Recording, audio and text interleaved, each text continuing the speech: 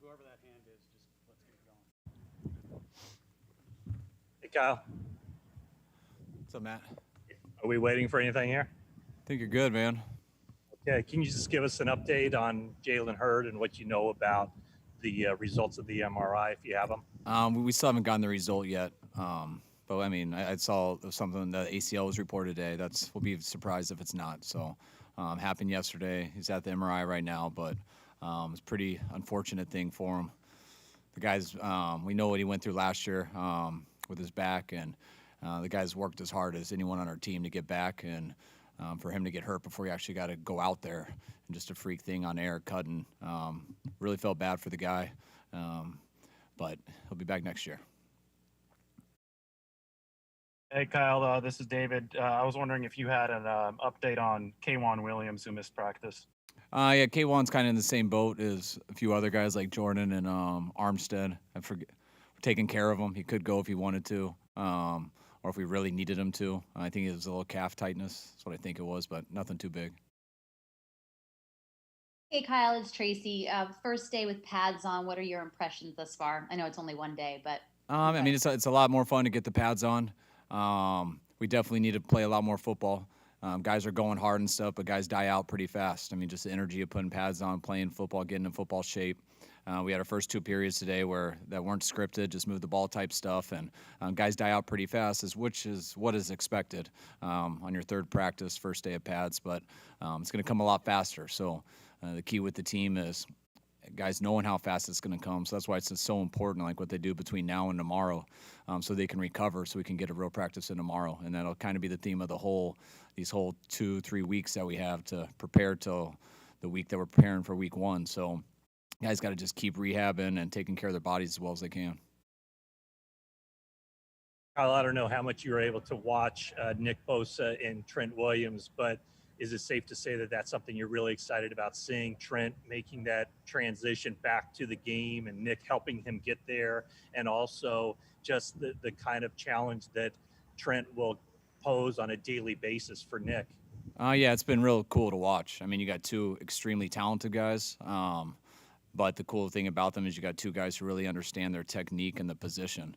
Trent, with the years he's been in the league, with his talent, and Nick has understood technique. I always joke about since he came out of the womb, because he's been made to rush the passer. So watching those two go together is pretty cool. They had 2 one-on-one reps yesterday. They split them.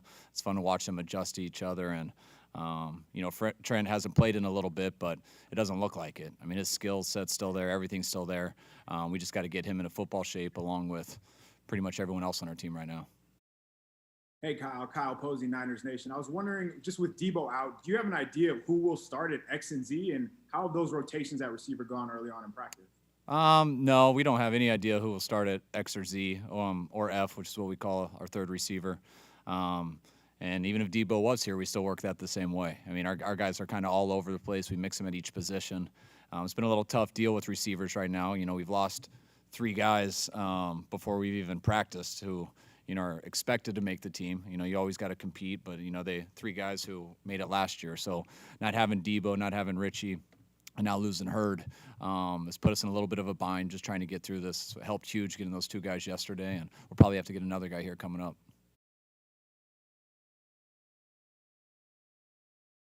I realize that Kendrick Bourne was kind of an under the radar guy as a rookie. Even said, it seems like every year he's been kind of whatever you've gotten from him has been kind of found money. But are you putting more pressure on him? Are you challenging him to be not only a nice accessory piece, but a guy who's an absolute mainstay of this offense now with the injury situation?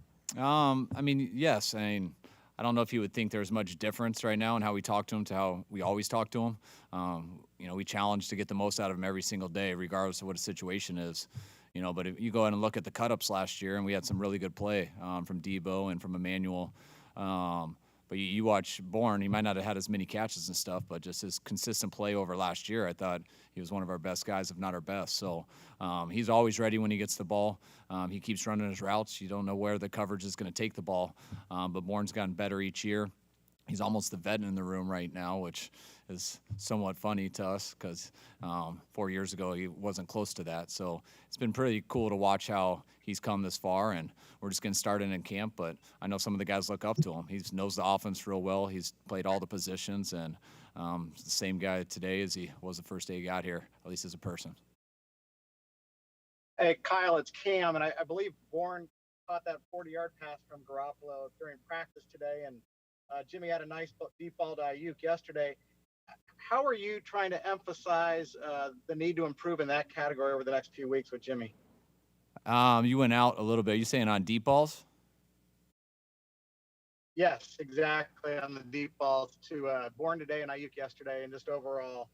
We just when you get an opportunity that the defense allows you to go deep, that we don't miss it and take it. So we want that opportunity every time. Defenses rarely give you that opportunity, especially our defense. They usually got a guy pretty deep in the middle of the field, so you don't get many of those shots. You don't just call a play that says go deep, except at the end of a half or a game. It's called a Hail Mary. So you usually have a deep guy on most of your plays, but it depends what the defense gives you. So the more we can generate that in practice, even if it isn't what we totally do coverage-wise, the more reps our receivers and quarterback get at it. So, and the more opportunities we give, obviously, the better they'll be. So hopefully we can generate a lot more of that in camp, and then you see what the coverages are week 1 all the way through week 16, and you attack them because we're not going to avoid any part of the field. We're going to take the part of the field they're giving us. Hi, Coach Chris Alvarez from ABC7 here in San Francisco. Being the offseason was different, you didn't have his practices. Where do you think Jimmy is evolving the offense, and how can you open up the playbook this year in the quarterback room? Jimmy knows the offense as well as he ever will. Guys know it inside and out. It's about what you do best and what the guys around you do best. So it's not about having an off season or him learning more and so you can do more. It's about what we all do the best, and that doesn't just involve him. That involves the receivers, O-line, tight ends, and running backs. So we're trying to get a feel for our team right now and what they do best. A lot of our guys have been here, so we got a pretty good idea. We know their strengths and weaknesses, and we always try to fine-tune their strengths but always improve their weaknesses. And we'll see what we get better at as it goes. But I'm pretty excited with all the guys, and we'll keep working it that way.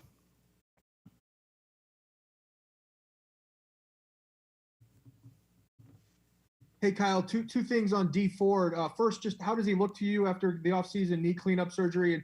And second, how important is he to your team this year, just in terms of kind of maintaining your defense's level from last year after losing guys like Buckner? You can tell talking to D, whether it was me talking to him on the phone or in Zoom meetings or when he first got here, you can just tell his aura and how he spoke that he felt a lot better. Last year we had to manage him a little bit right away, and you could tell talking to him. And that was the first time really getting to know him. It was always a little bit in the back of his mind. And when he got here, you could tell he was different. He was a lot more confident in his knee, and you could feel it from him. Watching him in practice these last 3 days, I can see it. And he's got more energy in these first 3 practices, coming off the ball a lot better than he did at this time last year in camp. We kind of had to get to the season last year, and I thought he did very well when he did, and then we had to manage him a little bit halfway through. He's in a much better spot right now than he was last year at this time, and that's what's great for him because it allows him to practice hard, which allows him to get better, and hopefully we can just keep him healthy so we can continue to practice. Hi, Kyle. How's Jawan Jennings done in these first 2 practices, and do you see him with his bigger body type being somebody that could more or less give you some of the things that Jalen would have been able to give you at that big slot position? To a degree, I think we got a number of guys who can do some stuff. I think Jalen's a little bit different in some aspects, but I think Juwan is a decent comparison. He is big, and he definitely has the mentality. He's had 2 practices out there. Today was his 3rd. It's definitely harder for rookies, missing all OTAs, missing all that stuff because they come in and they want to go out there and compete so hard, but they're spinning a little bit. So I throw that with a lot of the rookies, but he's got the mindset, he's got the talent, he's got the tenacity to go out there and do it. It's going to be key for him and a number of these other guys in these short practices, just how detailed they can get and learning what they're supposed to do. Hey, Kyle, I want to ask you about Jordan Reed. I know he was out there on the first day getting some work in. Kind of what is his status? The same thing. We haven't let him go out there for any team stuff. He's done some routes on air with us and nothing against anyone yet. He hasn't played in just as long as Trent. Andy's coming off of a few more serious injuries than Trent is. So we're trying to ease him in. I know his history pretty well. I think everyone does. And we're just trying to be smart with him. That's kind of a day-by-day thing. I expect him to maybe come in more into play next week. But we're conditioning him, getting him ready to go out there and compete. He's keeping up on the offense, and when he gets his opportunity, we'll make sure he's ready. Kyle, today's practice seemed to be the same duration, the same style as the two over the weekend. Are you still sort of in ease-in mode as far as kind of getting into a full training camp style practice? You have to be to a degree. Our first 2 days weren't pads. Today was the first day of pads, which the third day of practice probably would go a little bit longer, but we have a rule to where the first day of pads, it only could be an hour and a half. So you have to go with that. I think tomorrow's an hour and 45. We rarely go over that anyways. We change our reps each day basically on how to let our guys recover. So I think it's something that everyone's going through in the NFL right now. We all get a very good idea how to prepare our team with 90 people over a month time while playing 4 preseason games for week 1. And there's lots of stuff you balance out when you hit them hard, when you have time to recover, when other guys are playing in games that might not be making your team. Right now, we don't have any of that time. We're starting a couple weeks late. You can still have the amount of practices that you can get in, but the recovery time's not there. So we got to be very smart with that on easing the guys in and trying to build it up, regardless of the rules. We are staying under that. We would be doing it anyways, because if we try to make it all up with what we've missed, that'd be great if nobody got hurt. But the percentages of the odds of someone getting hurt when you do that go way up. And that's the biggest thing right now. If you do get hurt with how little time we have, it's going to be very tough for us to now get you out there and give you a chance to make the team.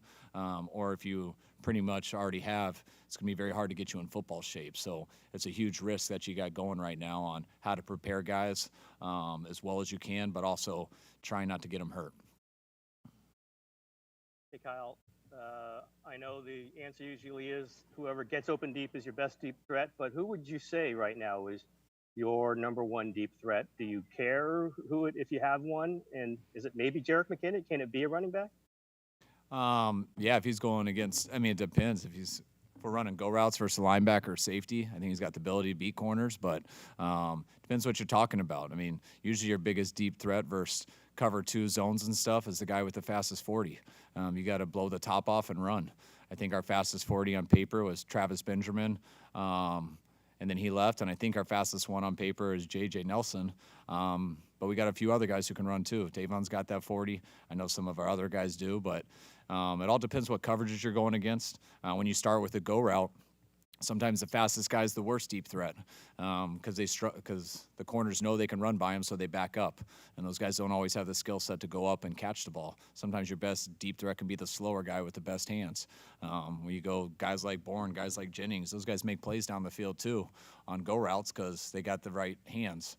Are you going to do that to guys across the field and stuff like that? There you need the 40. So, no, I don't have a direct answer, and it depends on the play and coverage. With the report that Jerron Brown is coming in, is that two-part question? Is that kind of the same protocol as far as 3 days of testing and then hope to have him out after the day off? And also, when you've brought in these wide receivers, Austin, Nelson, Brown, what's the thought process there of bringing in guys who have experience as opposed to just bringing in camp legs? Because you need both of those. Well, first of all, they got to go through the same protocol. It's tough to get guys in. They got to go through all that testing, so they can't do it right away. It's very tough when you're down to 80 and you lose 3 receivers before you start practicing. Those guys count until you IR them, which there's only one guy we can fully IR now that it was his ACL to not bring back. So we'll be able to get one more number back from that. So first thing we need are the numbers. All right, but when you have those guys who have a good chance of playing week 1. Making your team, guys like Debo, guys like Richie, and they're not going to be there, especially Richie, we know. You better bring in other guys that, we need numbers, but also who have the ability to play in this league and beat people out. And that's why it was important that's why we felt fortunate to get JJ and Tavon when they were out there. We needed numbers right away, but we also need some guys who have the skill set to challenge the guys we already have here. And those guys have proven it on other teams. They proved it coming out of college, and so far they've proved that they're capable of having a chance to earn a spot. right, thanks, folks. We're done. Thanks, guys.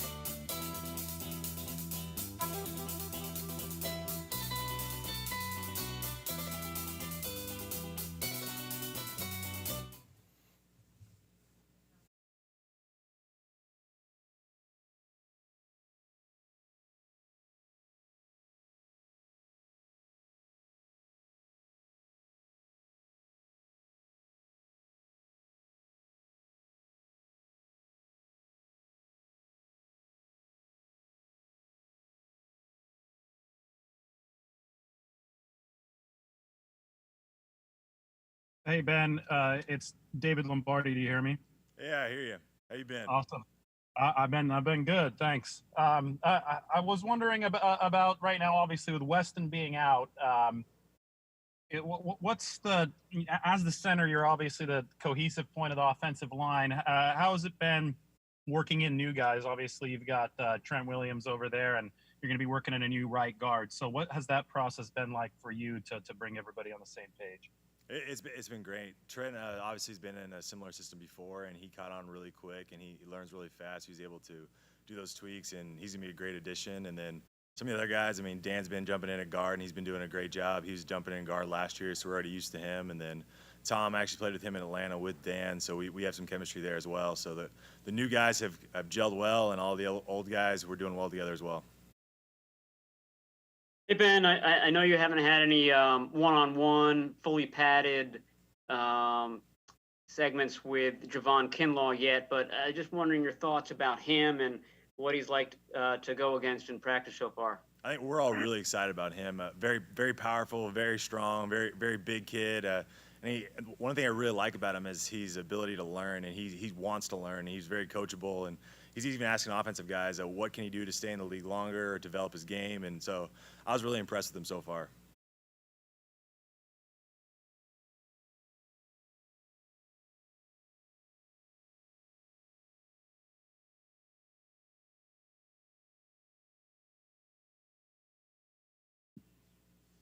Hey, Ben. Oh, it's Jennifer Lee Chan. How are you doing? Good. Good.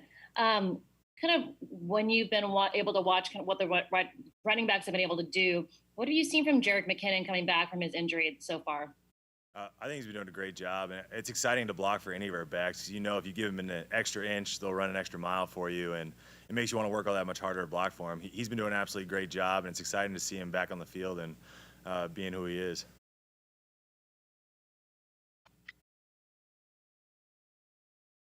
Hey, Ben, this is Eric Branch. Just wondering, what did you learn about Daniel Brunskill last year? He was obviously thrown into some challenging situations and seemed to respond pretty well.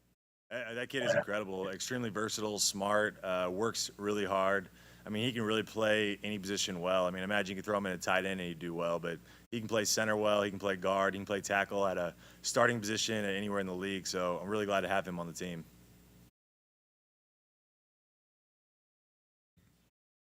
Hey, Ben, this is Chris Biederman from the Sacramento Bee. Just given the experience that you had last year, how much more comfortable are you with identifying all of the checks and all of the pre-snap things that you have to do? And what's the balance that you try to strike in evaluating what your defense, the 49ers defense, does versus trying to prepare yourself for a season when you're going to see drastically different looks?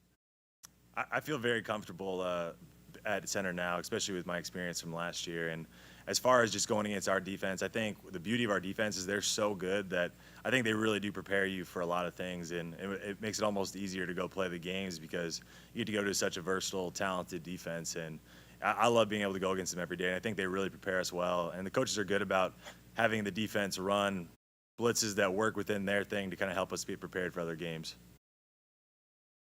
Hey Ben, this offseason I stumbled across the video back when you were playing interior defensive line of your safety in the playoffs against, I think that was in the playoffs against Seattle. I'm wondering, I've never gotten to talk to you about that play. I'm wondering what your memories of that are, and how crazy, have you had a chance to reflect that now you're starting games at center for one of the best offenses in the NFL? Have you been able to reflect on the journey that at one point you were an interior defensive lineman netting a safety in the playoffs? It's cool, and I think that just shows to being able to I just try to be as versatile as I can and try to learn and be happy to. I just want to play ball. I want to play ball, whether I'm a guard, center, tight end, or fullback. Just let me play. And so it's been a cool career. It's been a long one, and a different one, and a struggle. But I'm glad to be here now. Hey Ben, it's Kyle Posey with Niners Nation. I was wondering, if you are going to play extended, snaps at center this year, how can you improve as a player? And is Weston Richburg just helping you? Yeah, definitely. I've worked all offseason to improve as a player, and I think I've really grown my game in a lot of ways over this offseason. And that's what's great about this team, I think, whether it's Weston or older guys, or you see Trent constantly helping some of the younger guys. I think we all help each other, and it's a not very selfish team. Everyone's trying to let everyone grow around them, and I think that's going to make us a better team overall. Hey, Ben, just kind of expounding on that. Talk a little bit about Trent Williams and what he brings to your offensive line and how you're going to get him to, gel with your chemistry. I think he's already gelling very well. I mean, Trent is an incredible player. Not only is he talented, explosive, fast, and powerful, but he's a good leader, and he brings a lot of intangibles to our team that I think will really strengthen us. He's already leading from the front, kind of grabbing some younger guys, teaching some techniques, and I think he's really going to be a huge addition to our team. All right, thanks, Ben.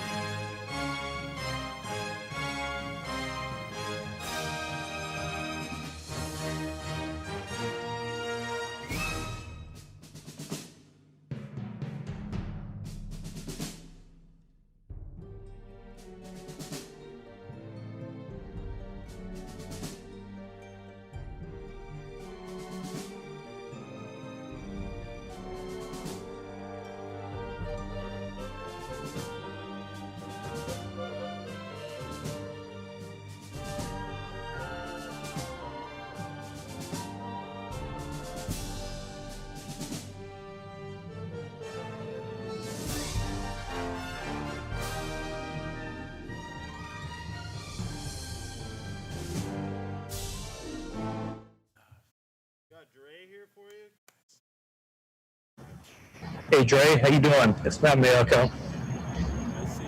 Just curious with, last season, 14 starts, take us back a year, and how do you feel differently, more prepared this year, more comfortable this year compared to where you were a year ago? I mean, just looking back on it a year ago, just a rookie trying to make a name for himself. In similar situations now, still, just working hard every day, just as if I was a rookie. And but just coming into my second year, you definitely feel a little bit more understanding and familiar with the playbook, and so it allows you to play a lot faster and. Um, it allows you to play with that confidence just because you got a better feel for what you're doing and you kind of know what to expect. Hey Dre, Jake Hutchinson. How did it feel just to actually put pads on for the first day and be out there and actually be able to hit guys? Man, it felt great. Just a lot of juice from the defense and just from everybody. I think we've had a long camp of no pass and kind of the rules and this and that, but I felt like once we were able to put the pads on, people would just kind of let loose, and you got to see a couple guys hit, and some people make plays, and it was fun, man, just being together and being able to hit. Hey, Trey, I'm just wondering if anyone has impressed you on the other side of the ball. If somebody came in particularly good shape, or just offensively, who's caught your eye? I mean, everybody has really, done a good job as far as just staying in shape and coming back prepared. I would say, somebody's impressed me, but I mean, I think, every guy's just been on their details and been on their job and been on assignment, and it's, it's kind of hard to tell so early on, about who's really making that, big impression. You know, kind of got to give it a couple more days and pass to really see, who's who, but, just everybody just throughout, on the offensive side, they've done a good job of just, like I said, everybody's coming back in shape. Everybody's doing their job, doing their assignment, and everybody just looked really good. So I wouldn't say it was just somebody that really impressed or just kind of stood out yet. Hey Dre, over the past year plus, how influential has Fred Warner been for you and helping you just kind of learn how to study and all the aspects that go into just preparing every week? Fred's been very he's helped me, so much, and just great leader off the field, and as well as on the field, and he's a guy that the coach doesn't have to check and make sure that he's on his job or that he's doing what he's supposed to do, because he always is. And you got to look at guys like that and guys that's going to be where they're supposed to be at all times, and he's one of those guys. And I mean, he just does a great job of just, I mean, he's the leader of the defense. He's the caller. So, I mean, he just does a great job of just making sure everybody is, where they're supposed to be. And, as far as just, film-wise, I mean, he kind of goes back on what Coach kind of tells us. He's kind of that guy that he got a good photographic memory. So, whatever Coach says, sometimes he might not remember or might not remember a certain play, but, he's kind of that guy that'd be like, you remember this, and remember we played like this. And he's kind of that guy that kind of can break it down and, and give it to you step by step. So, I mean, he's just been, a great leader for us, on the field, and, he's been a great caller for us too. Hey, Dre, it's Jennifer. Just wondering, I mean, what you've seen from the defensive line, it seems like they've been dominating in practice. What have you seen from them, and how does that affect how you see the game in your second year? I see our D-line being just as dominant, if not, more dominant than, last year. Just, the speed and the size that we got up front. I mean, it's going to be tough for a lot of offenses. And, I see, I know every guy up front, they're going to play hard, and, we're going to give it all we got. I mean, we got a lot of first-rounders up front, so, somebody got to make the play. Somebody got to get home. So, I think Coach is going to, bring a lot of pressure and a lot of those guys to go play, and I think it's going to work out great for us, and, I mean, just like it did last year. Hey, Dre, it's Tracy Sandler. You were vocal on social media about concerns among COVID-19 and coming back and the protocols. Now that you're back, can you just talk a little bit about your comfort level and if you have any trepidation? I feel very comfortable. here in training camp. And I mean, the organization has done a good job of just making sure that we wipe everything down and that they're taking everything necessary to make sure that, that we're healthy and that we're safe. And I mean, you still have some worries going on, towards the season, but that has definitely, been less stressful, and, because they've just done just a great job of, having, the protocols and everything set up right for around us. So, like I say, you still got some, you never know what can happen in the future, and especially going against, the guys. But, we're here, and I think we all just want to play football at the end of the day. So, that's our goal, just go out there and play football, and, whatever happens, I think we'll be ready for it. Dre, I know it's only been a few practices, but have you felt or seen the game kind of slow down for you in your coverage and what you have to do on the field? It definitely have. It definitely has, and especially being at the Sam position, being kind of outside the box, and you kind of can see a lot more. Kind of can see the whole field more. So, it's coach just tells me, just make sure I play with slow feet, and make sure I use my eyes, and just coming from my first year to my second year, the game is just slowed down, and to an extent, and it's it's only going to get better and better. I feel like, as I continue to get more reps and continue to really get back in the groove, and I'm just excited to see where I'm headed to, and where we are as a defense, where we're headed. So it's going to be exciting next year. Hey, Dre, Chris Alvarez from ABC7. Without preseason games, what are you focusing on? Obviously, you're in pads today for the first time, but what's the biggest focus over the next month as you get ready for Arizona?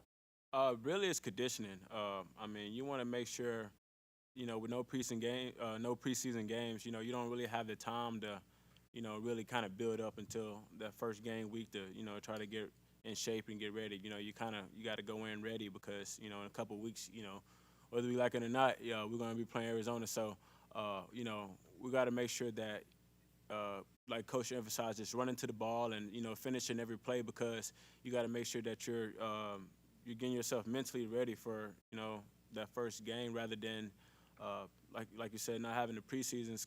It's kind of, it just makes it harder to, have yourself conditioned and ready to go for, when the actual season starts. So, yeah, I mean, for me, it's just been conditioning, making sure I'm running to the ball every play, and, making sure I'm on top of my assignments, because Coach, he's going to play the guys that's confident and that knows what they're doing. So, in order for you to get on the field, you definitely got to, know what you do.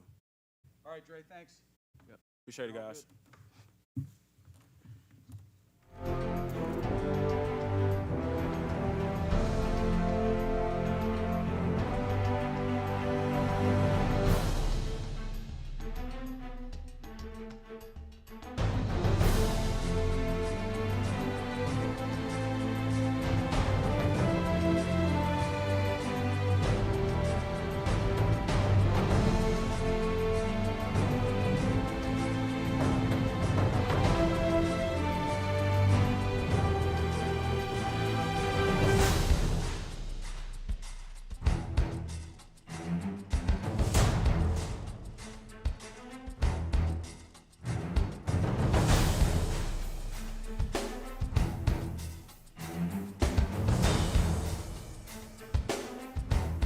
Folks, we got Emmanuel. Emmanuel, in the 6.5 months since the Super Bowl, what's been your approach? How have you used that game? Have you thought much about it? Does it serve as motivation? Everybody's kind of has a different take on how they're remembering the Super Bowl. How do you do it? Yeah, I definitely thought about it, and I watched film after the game, but I just use it as a learning, and I just move on to definitely got to move on to the next season.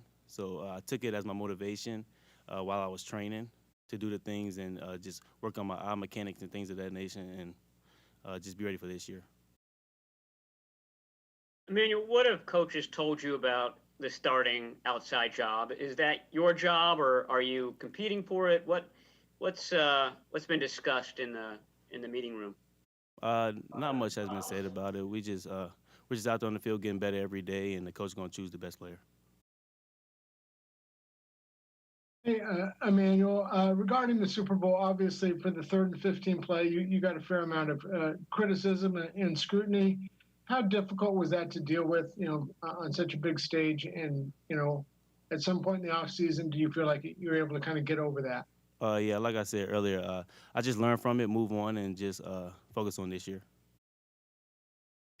Emmanuel, what kind of just mentor or the relationship, how has it grown with Richard Sherman over the last couple of years? It really seems like you guys have something good going. Oh, yeah, it grown a lot. Sherman has helped my game a lot. And just like this year, I feel like it'll continue to improve. We talk a lot off the field, on the field, so he's been a big brother to me. Hey, Emmanuel, Jake Hutchinson, what's your experience been like so far with Tony Oden, and did you talk to Joe Woods after he left? Yeah, so I talked to Joe Woods as soon as he left. I love Joe Woods, and now I'm on to Tony Oden. He's a great coach, great energy, teaching me things on and off the field. I think you've had 3 different DB coaches since you've been here. Tony seems more active maybe than some of the other guys you had. How would you describe him? How would you describe his style? He just got great energy on the field and off the field. I love Coach O. On the field, he's just teaching us about our eyes, hands, and techniques and things of that nature, which is good for a DB coach to do. Definitely what I feel like I need to improve in my game. So he's definitely helping me out and giving me confidence. Hey, Emmanuel, I don't know how much you overlapped in practice and stuff at Tennessee with Jawan Jennings, but everybody that I talked to from Tennessee just loves the guy. And I'm wondering what your best memory of him and your thoughts of him as a college player were, and how crazy is it to be reunited with him and practicing against him now? I would definitely say my favorite memory, I would probably say the Georgia game. He caught the Hail Mary pass for us to win the game. It was one of the biggest games of my career. And when I saw him do that, I was just so proud of him, and so because of how far he came. And I was so happy that we drafted him. I almost cried for real when we drafted him, just because I know where he came from. Emmanuel, Chris Alvarez from ABC 7. What's the biggest focus? You guys are in pads today, but no preseason games. So what do you guys focus on with no game reps before week 1 against Arizona? Just technique, listening to the coaches, communicating on the field, and just keeping everybody healthy. Emmanuel, Brandon Ayuk is kind of a new guy on the field, obviously. What have you seen from him trying to cover him? He's immediately been in with the ones a lot. What are some of the qualities that he brings to the game? I think he's a smooth receiver. He's a lot faster than what you think. He's physical. He has great hands. I think he'll fit very well with our offense. Hey, Emmanuel, Kyle Posey, Niners Nation. You talked about how you can improve just on your hands and technique. What do you have to do just to be like a star player, or just to be like a consistently good player in the NFL? Just improve every day on your technique. Watch a lot of film, and then you got to have the confidence in yourself that you can do it. All right. I think that's all the questions we got. Anybody else? Oh, Jennifer's got one more. Emmanuel, Kyle Shanahan talked about Kendrick Bourne today and how he kind of is a vet in the room now, but obviously what he's like on the field is completely different.